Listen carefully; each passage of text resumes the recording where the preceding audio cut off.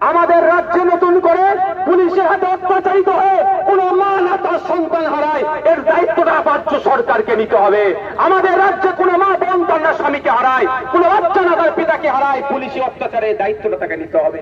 সত্যি আমাদের দুঃখ লাগছে, কারণ আমি যে বিধান আমার পুলিশ বন্ধুদের জন্য দিয়ে বাড়ানোর জন্য কথা বলছি, সেই পুলিশের একটা অংশের বিরুদ্ধে আমাকে এখানে দাঁড়িয়ে প্রতিবাদ করতে হচ্ছে। সত্যি আমাকে খারাপ লাগছে, কিন্তু দুর্ভাগ্যের বিষয় আমাকে এই জায়গাটা আসে আমাদের প্রতিবাদ করতে লাগতো না যদি পুলিশ মন্ত্রী ওই সমস্ত কালপিট পুলিশগুলো যারা ইউনিফর্ম পরে, পুলিশের ইউনিফর্ম পরে, পুলিশের ইউনিফর্মের উপরে প্রশ্ন তুলে দিচ্ছে, সেই সমস্ত কালপিট গুলোকে ধরে যদি অ্যারেস্ট করে জেলের মধ্যে রাখতো, আমাদেরকে এই রাজপথে নামতে হতো না। তো অপরাধ মুখ্যমন্ত্রীকে বলবো, ও অপরাধ পুলিশ মন্ত্রীকে বলবো, সতর্ক সজাগ হন, নাহলে এমন একটা দিন আসবে আর আপনিও থাকতে পারবেন না। এটা আপনাকে বলতে চাই, আমি হুঁশিয়ারি দিচ্ছি না, হুমকি দিচ্ছি না, আপনাকে আমি সাজেস্ট করছি, আপনার কাছে বিনয়ী ভাবে আমি আবেদন করছি, আপনি রাজধর্ম পালন করুন, মানুষের মতামতের অগ্রাধিকার দিন, মানুষের সাথে থাকুন, মানুষের পাশে থাকুন। আপনাকে যদি মানুষ চাই আবার আগামী দিনে আসবেন ক্ষমতায়, যদি মনে করেন গুন্ডা মস্তান পুলিশ প্রশাসনকে দিয়ে আপনার সাম্রাজ্য কায়েম থাকবে, শুধু এতটুকুই বলতে চাই, পৃথিবীর ইতিহাসগুলো দেখুন, পৃথিবীর ইতিহাসে স্বৈরাচারী শাসক বেশি দিন টিকে থাকতে পারেনি, আর তার শেষ অবস্থা ভয়ঙ্কর হয়েছিল। আমি আপনার লোক নিয়ে আজকে আমাদের এই মিছিলটা করার উচিত ছিল, কিন্তু প্রশাসনের পক্ষ থেকে সবসময় আমাদেরকে দায়িত্বশীল পার্টি মনে করে আমাদেরকে কিছু আবেদন করেছে। বর্তমান পরিস্থিতিতে আমরা সেটা মাথায় রেখে আমাদের মিছিলকে আমরা অনেক ছোট করে দিয়েছি, অনেক জায়গা থেকে যে লোক আসতে চেয়েছে সেগুলোকে আমরা বারণ করেছি।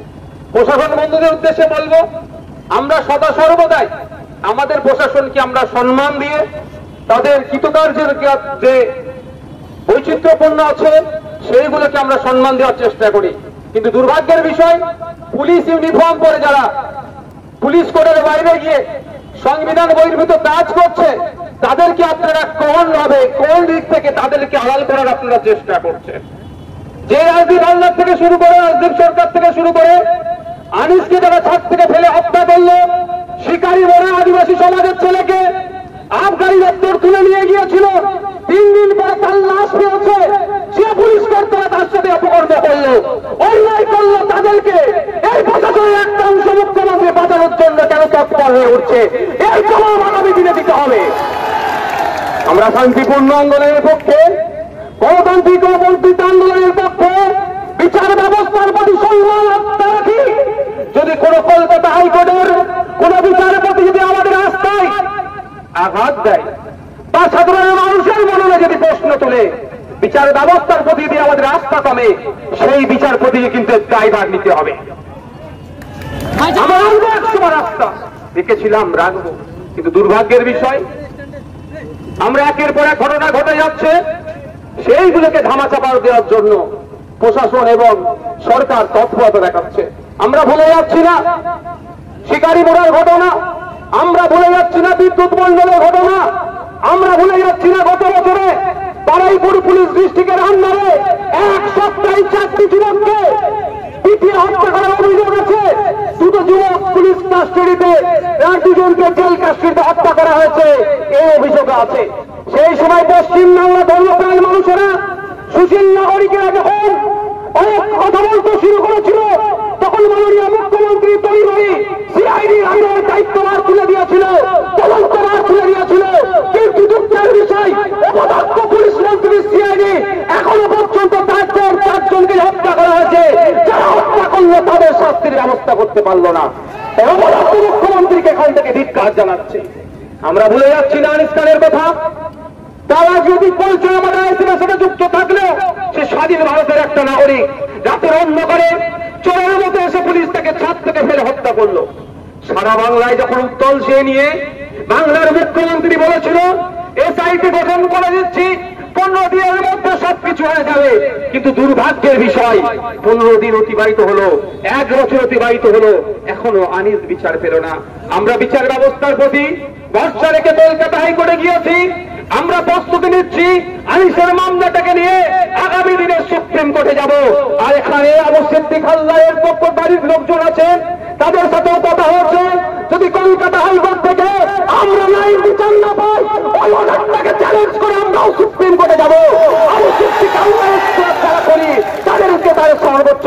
দেওয়ার ব্যবস্থা করব। বন্ধুগণ, আমি আপনাদের বলে যাই, বর্তমান পরিস্থিতিকে সামনে রেখে চোখ কান খুলে রাখছি, যেমন এটাও ভুলে গেলে চলবে না।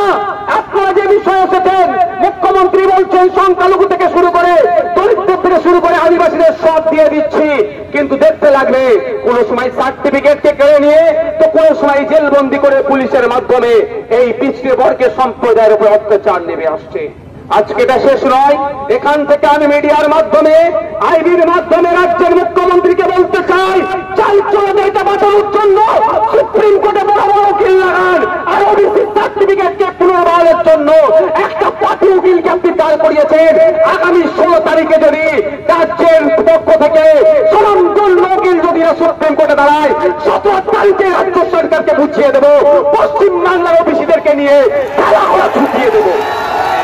আপনারা অবাক হবে, এই চাল চোর, ডাল চোর, এই চাকরি চোর, এদেরকে বাঁচানোর জন্য সিবিআই ইডি না তদন্ত করে এই হাত থেকে বাঁচার জন্য, ওই শাহজাহান শেখকে বাঁচানোর জন্য রাজ্য সরকার সুপ্রিম কোর্টে চলে যাচ্ছে, দেশের স্বনামধন্য লয়ার গুলোকে দাঁড় করাচ্ছে আমাদের ট্যাক্সের টাকা দিয়ে।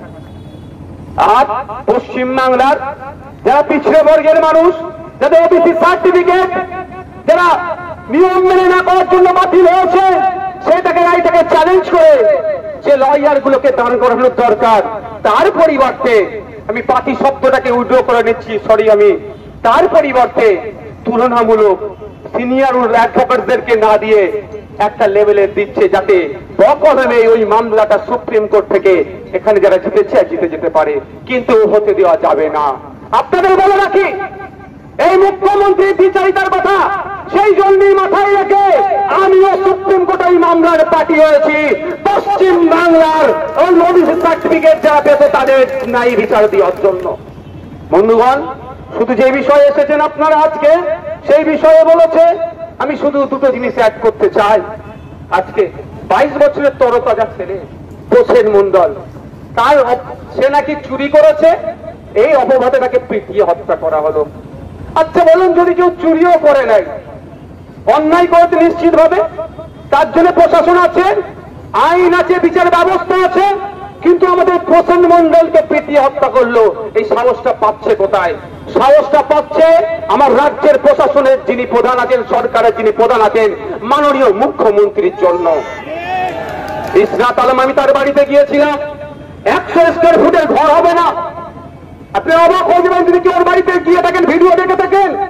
100 স্কোয়ার ফুটের খুব বেশি হলে ঘর হবে, সেখানে দুটো সন্তান, একটা ক্লাস 5-এ পড়ে, একটা ক্লাস 1 না 2-তে পড়ে, পরিবারকে নিয়ে থাকে, তারও চোরের অপরাধে হত্যা করা হলো, তাকে পিটিয়ে মেরে দেওয়া হলো। একের পর এক রাজ্যতে গণপিটুনি বেড়ে যাচ্ছে, কিন্তু অপদার্থ সরকারের কোনো শব্দ খরচ করছে না। তাই এখান থেকে জানিয়ে দিতে চাই, রাজ্য সরকারকে অবিলম্বে বিধানসভায় স্পেশাল বিধানসভা রেখে এই গণপিটুনি রোধের জন্য সর্বোচ্চ শাস্তির ব্যবস্থা করে বিলকে পাস করানো হোক, সেখানে নওশাদ সিদ্দিকী সরকারের পক্ষে দাঁড়াবে। যদি না পারে আমাদেরকে বুঝে নিতে হবে। পারবেন তো নাকি? পারবেন তো নাকি? আমরা গণতান্ত্রিক প্রক্রিয়াতে জবাব দেব। কতদিন আর ওই ব্যালট বক্স চুরি করে, গণনা কেন্দ্র চুরি করে জিতবে ভাই? কতদিন হবে? তোমায় আসছে জবাব দিয়ে হবে। বন্ধুগণ, যারা উপস্থিত হয়েছেন, আমি আপনাদের কাছে অনুরোধ করব, আমি আপনাদের কাছে অনুরোধ করব যে আপনারা যেমন ধীর স্থির ভাবে ইন্ডিয়ান সেকুলার ফ্রন্টে দেখানো পথ অনুসরণ করে ধৈর্য শৃঙ্খলা বজায় রেখে আজকের আমাদের মিছিলে অংশগ্রহণ করেছেন। আর 2-1 মিনিটের মধ্যে আমাদের মিছিলকে আমরা এখান থেকে সমাপ্ত করব, প্রোগ্রাম সমাপ্ত করব।